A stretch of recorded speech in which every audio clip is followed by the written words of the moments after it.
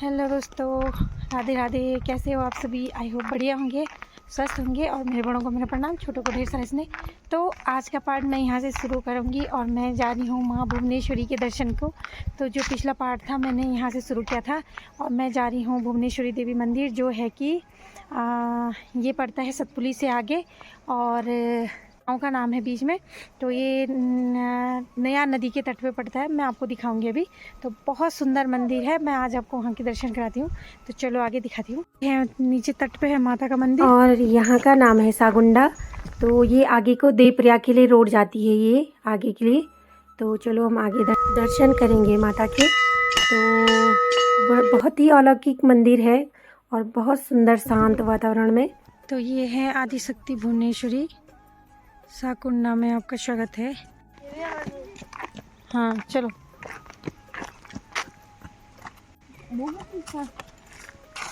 चलो शनिदेव का भी मंदिर मैंने कोशिश की है। यहाँ पे मंदिर है माँ भुवनेश्वरी देवी के मंदिर में। पीछे है माँ भुवनेश्वरी देवी का मंदिर और बहुत सुंदर जगह पे। तो चलो फिर दर्शन करते हैं, आपको भी दर्शन करा रही हूँ। से चलेंगे। ये है माँ भुवनेश्वरी देवी का मंदिर और यहाँ से नीचे नया नदी के लिए जाने वाला रास्ता। तो चलो आज चलते हैं। यहीं पे हम चप्पल यहीं पे उतारेंगे। तो जय माता दी, देख सकते हो आप।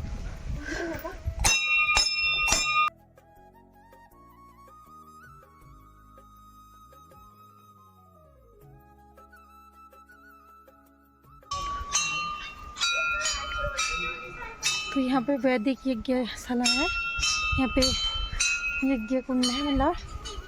तो चलो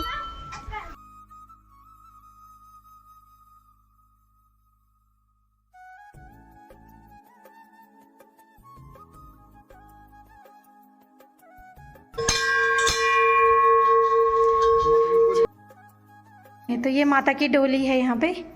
और जय माँ भुवनेश्वरी जगतनाथनी।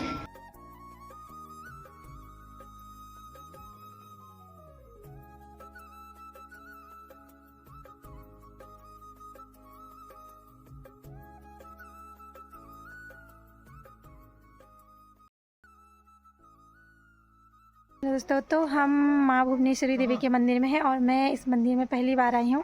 तो मैं पंडित जी से, जो यहाँ की पुजारी हैं, उनसे पूछना चाहूँगी यहाँ के बारे में। तो चलो आपसे आगे पूछती हूँ। जय माँ भुवनेश्वरी, आप दर्शन कर रहे हैं ये आदिशक्ति माँ भुवनेश्वरी जी का। और यहाँ पर जो माँ भुवनेश्वरी है वो अनादिकाल से इस स्थान पर, लेकिन उनका जो होने का आभास हुआ था कि यहाँ पर कोई शक्ति है, वो समय था 21 मार्च 1757। तो 1757 में आदिशक्ति माँ भुवनेश्वरी इस स्थान पर, उस समय पुराने समय में लोग जो है कि नमक और गुड़ के लिए मंडियों में जाया करते थे। और यहाँ की जो मंडी थी, उससे छोटी मंडी थी आपकी दुबड्डा में। तो यहाँ के कुछ नेगी बंधु लोग जो सैनार गांव के थे, मोथा नेगी, वो जब नमक लेने के लिए गए, उस समय नमक आता था गुजरात से, समुद्र के किनारे से। और जब नमक को उठाया जाता था तो उसके बीच में छोटे छोटे पत्थर समुद्र के और मंडियों तक आ जाया करते थे। तो यहाँ से जो लोग नमक लेने के लिए गए, उनके बैग में जब नमक डाला गया तो नमक के साथ में छोटे छोटे पत्थर आकर के, एक पत्थर इनके बैग में गिर गया।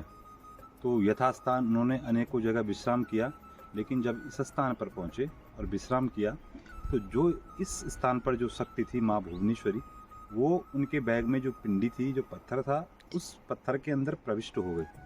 और जब प्रविष्ट हो गई तो वह जब उसको उठाना चाहा उन्होंने और घर जाना चाहा, उसको उठा नहीं सके, क्योंकि माँ ने अपनी शक्ति को दिखाना प्रारंभ कर दिया। तब वह घर चले गए। उन्होंने रात्रि में जब शयन किया, विश्राम किया, उनको स्वप्न हुआ, माँ भुवनेश्वरी उनके स्वप्न में गई। उन्होंने पूछा आप कौन है? तो माँ भुवनेश्वरी ने कहा मैं भुवनेश्वरी हूँ, आपके साथ में चल करके यहाँ तक आई हुई हूँ। मेरा जो मंदिर है वो इस स्थान पर बनाया जाए।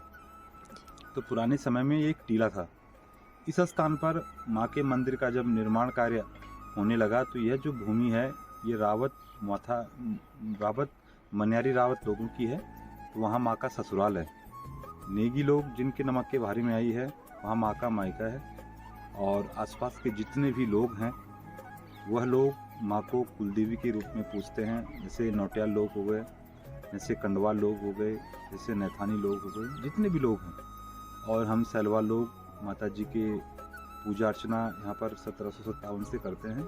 हम यहाँ पर माँ के मुख्य पुजारी के रूप में सेवारत हैं और माँ भुवनेश्वरी सभी भक्तों को अपना शुभाशीष प्रदान करती है।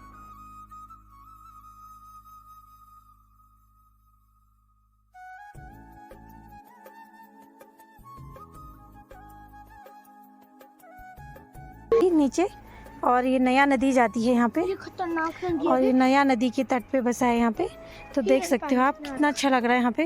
यहाँ हिरण पानी पीने आया था तब आवाज ये आ देख सकते हो आप, और पानी कितनी शांत सुबह में चल रहा है, जैसे बह रहा पानी, मतलब बिल्कुल शांत सुबह में। तो आपको आगे दिखाती हूँ मैं। तो यहाँ मोर भी होते हैं, मोर पक्षी। तो उनकी खूबसूरत आवाज़ भी सुनने को मिल रही है नदी के तट पे, मतलब नदी के पली तरफ। तो काफ़ी अच्छा लग रहा है उनकी आवाज़ सुन के, मोरों की आवाज़ सुन के। नीचे भी है मम्मी मन। तो ये देख सकते हो नया नदी। यहाँ के पुजारी जी हैं, उन्होंने बता दिया, तो मैंने आपको इनकी जानकारी दी कि जो यहाँ मंदिर है। तो आप भी आइएगा अगर आ सकते हो, संभव हो। पड़ता है 45 किलोमीटर की दूरी में। आप कांस खेत होके भी आ सकते, जो पड़ती है आपको अदवानी होके, और एक रास्ता पड़ता आपका ये जो सतपुली होके। तो ये देख सकते हो, ये माँ के मंदिर का अलौकिक दृश्य।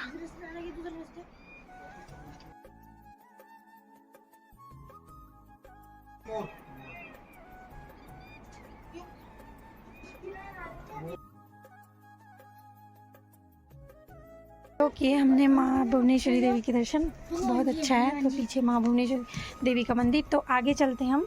यहाँ पे पीछे माता के साथ, तो माता के सेवक हनुमान जी हमेशा सदैव रहते हैं यहाँ पे हनुमान। तो ये नीचे नया नदी, और देख सकते हो काफ़ी सुकून देने वाला स्थान है और बहुत सुंदर है, बहुत अलौकिक। और मुझे तो बहुत ही बढ़िया लगा यहाँ के। तो अभी लेट भी हो रही है हमें, क्योंकि हमने पौड़ी पहुँचना है, शाम भी हो चुकी है। तो अभी दर्शन करके हम सीधा आगे निकल जाएंगे। तो जय माता दी, जय माँ भुवनेश्वरी देवी सभी की मनोकामना पूर्ण करे, अपने भक्तों पे अपनी कृपा बनाए रखे। तो चलते हैं आगे, आगे का बताती हूँ मैं। जय माता दी। भुवनेश्वरी देवी मंदिर हमने दर्शन कर लिए, और ये है नया नदी का संस्था। तो बहुत ही सुंदर। तो मैं भी पहली बार यहाँ आई, मैंने आपको आगे भी बताया है।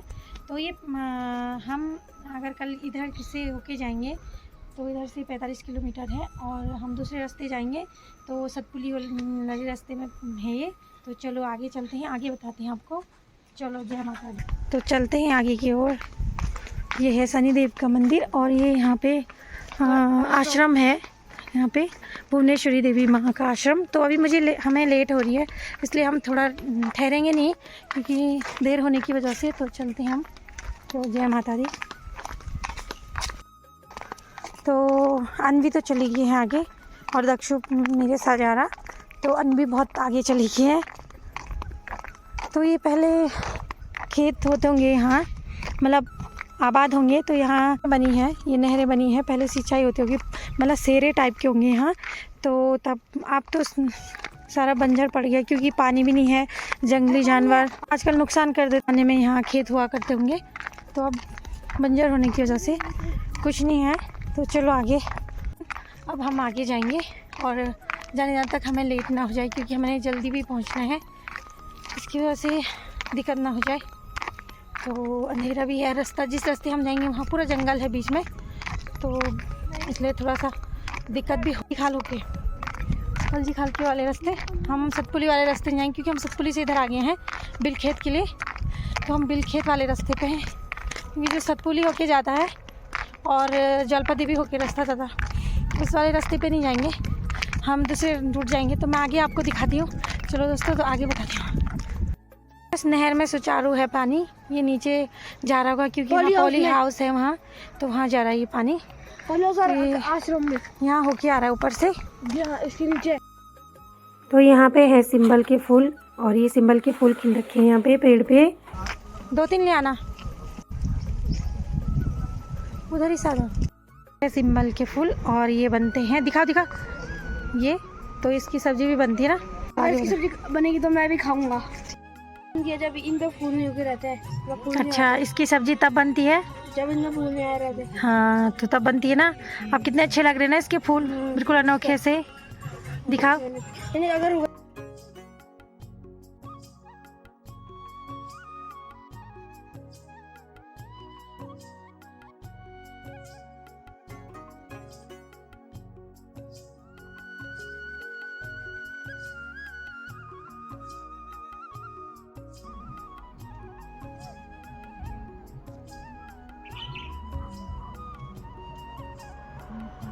तो सामने है माता का मंदिर।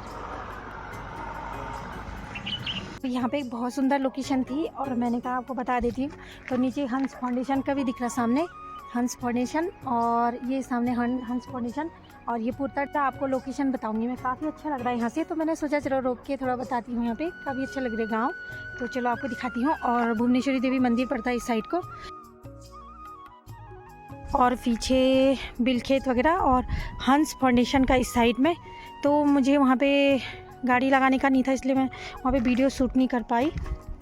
तो बहुत ऐसे बैंड हैं, रोड तो बहुत अच्छी है यहाँ की। तो ये जाएगी कांसखेत घंडियाल में, और अभी यहाँ से बैंड होके ऊपर होके तो हम निकल जाएंगे सीधा अदवाणी। तो और ये आती है इधर को, तो ये भुवनेश्वरी देवी मंदिर को इधर को सतपुली से इधर को बिलखेत को करती है। तो ये बिलखेत होने के लिए बिलखेत होके यहाँ आ जाती है यहाँ पे।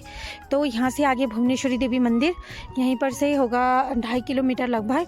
तो आप लोग भी आ सकते हो अगर कभी आना हो, तो बहुत सुंदर जगह पे है। तो ये पहिया फूलने लग गया, पहिया साल में 2 बार फूलता है। तो ये पहिया के फूल हैं यहाँ पे, ये पूरे पहिया के फूल रखे हैं, तो काफ़ी सुंदर लग रहे। तो चलते हैं आगे। और मैंने आपको बताया था पौड़ी में आप प्रवेश करोगे कहीं भी तो बैंड आपका पीछे छोड़ने वाले नहीं हैं, क्योंकि बैंड इतने बैंड पड़ते। आप पौड़ी टू कोटद्वार जाओ या देवप्रयाग जाओ या कहीं भी पूरे पौड़ी में सफ़र करो तो आपको बैंड ऐसे दिखेंगे ऐसे। तो वोमिटिंग इसीलिए होती है क्योंकि पेट घूमता है बैंडों पे ऐसे से, जिसको कभी नहीं होती उसको भी होती है। तो चलते हैं आगे क्योंकि हमें लेट हो रही, तो चलते हैं दोस्तों आगे।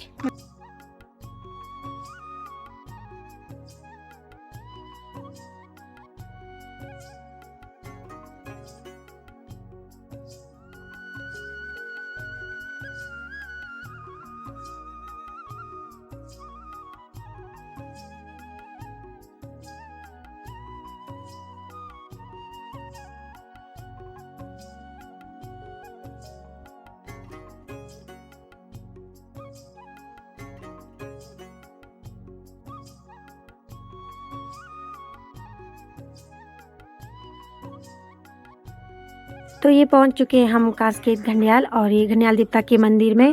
तो हम भारी से दर्शन करेंगे, अगर बुलावा हुआ तो कभी दूसरी वक्त आपको भी दर्शन कराएंगे। तो बस शाम की बज चुकी है 6 और हमें हो रही है देर। अभी हमने जंगल के रास्ते जाना है, तो बहुत घना जंगल है और अंधेरा भी हो जाएगा। तो जय हो घंडियाल देवता। तो ये हुआ कांसखेत घंडियाल, और मुझे देर हो रही है इसलिए मैं अंदर नहीं जाऊंगी क्योंकि हमें रात हो जाएगी, काफ़ी दूर जाना हमने। तो यहाँ पे है कांसखेत घंडियाल, और सीखो घंडियाल मैंने आपको दिखाया था। तो यहाँ पे है कांसखेत देवता का मंदिर। तो ये कांसखेत हुआ, हम कांसखेत घंडियाल हुआ। तो अभी जाते हैं, कभी भगवान की आज्ञा होगी तो आके दर्शन करेंगे।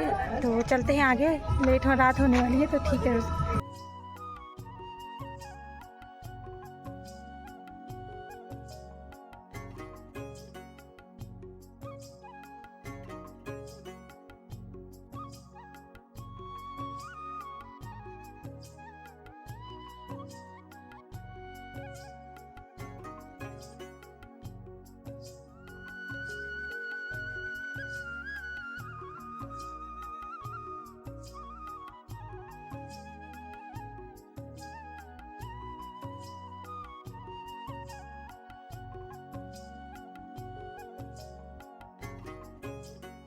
ये हम पहुंच गए हैं अदवाणी, और ये अदवाणी के ऊपर पे आदिश्वर महादेव का गेट।